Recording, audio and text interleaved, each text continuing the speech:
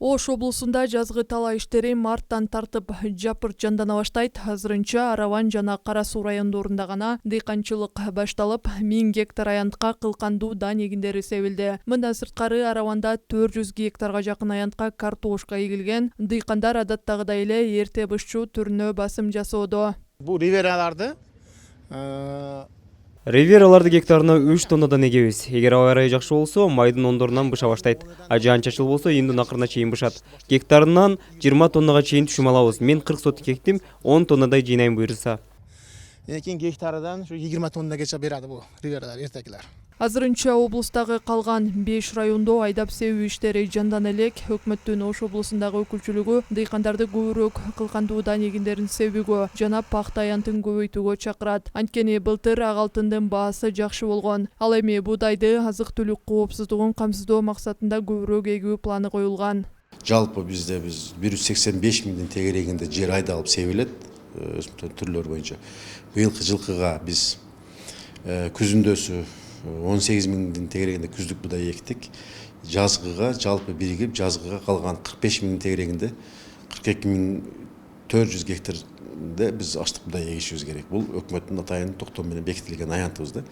Ошол планга биз быйыл Кудай кааласа мына күздүк азыраак себип калдык, бирок жаздыкта быйыл планыбыз бар.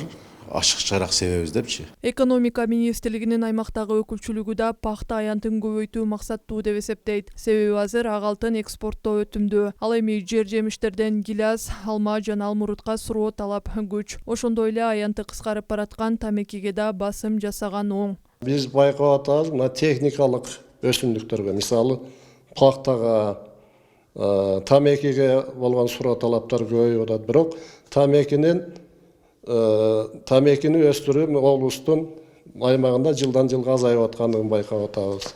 Андан сырткары жер жемиштерге болгон суроо талап жогору болуп атат. Жер жемиштерге фрукту деп коебуз, ошолорго болгон талап абдан жогору болуп атат. Ал эми өкмөттүк эмес уюмдардын өкүлдөрү айыл чарба продукциянын кайсыл түрү эгилсе да сорту түшүмдүү болгону маанилүү дешет. Ошол эле учурда дыйкандарга малдын тоютун быйыл көбөйтүүгө чакырат жана ал кирешелүү болорун да эскертишет. Учурда малдын башы элде көбөйгөндүктөн ушу тоют багытындагы өсүмдүктөр, атап айтсак жүгөрү менен беде өстүрүү кирешелүү болуп атат. Себептен биринчи кезекте өзүбүздү тоют менен камсыздасак, ашкан продукцияны коңшу мамлекеттерге сатуу мүмкүнчүлүгүбүз бар да. Анан ушул багытта мен көңүл бурчу нерсе дыйкандарга кеңеш, ушул эгүү мөөнөтүнөн жалпы агротехникадан туура сактаса, анан эң негизгиси үрөөн тандоодо адашпаса.